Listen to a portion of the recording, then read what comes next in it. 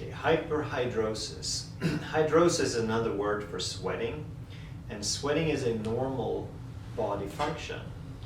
Hyperhidrosis is when we have too much of it. So then we have to ask ourselves the question, if it's a normal function of the body but we have too much, what is it that causes it to be too much? And since we now know that everything in the body is regulated through the brain and nervous system, then we also understand that there's some balance in the nervous system that is off in order for this to take place. As it turns out, the sweating is primarily a stress response, and the brain, the cortex, one of its functions is to turn off the stress response. But when we have a lot of continuous chronic stress and the brain somehow gets too stressed and loses the ability to turn off the stress response, then we have the hyperhidrosis. So the way to reduce that response, the way to get the hyperhidrosis down to normal levels of hydrosis, is simply to improve the brain function and reduce the stress. And the number one way to do this is with chiropractic adjustments, and the best thing that a person can do for themselves is to practice some form of breathing exercise or meditation. There are multiple devices today that are very, very simple to use, where you can measure your sweat response on the skin, and as you breathe and practice, you can get feedback and you can learn to monitor that response.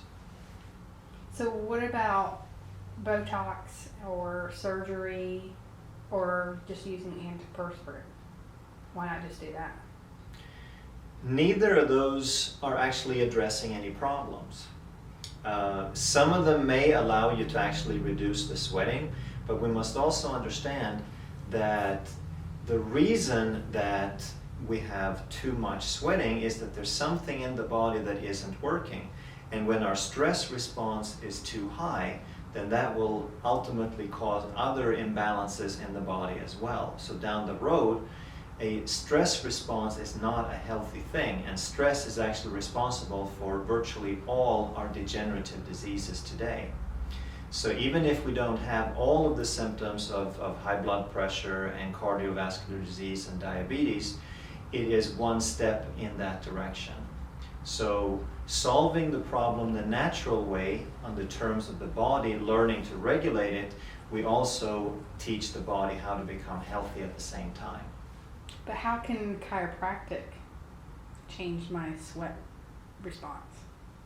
Because the number one effect of the chiropractic adjustment is to stimulate the brain and thereby interrupt the stress response and help the brain modulate that.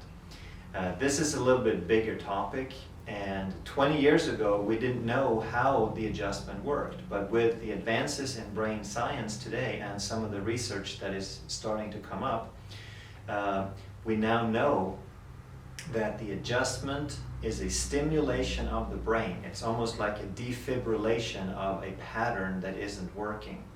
And when we can interrupt the pattern and then install a new pattern, then we can help balance out the brain.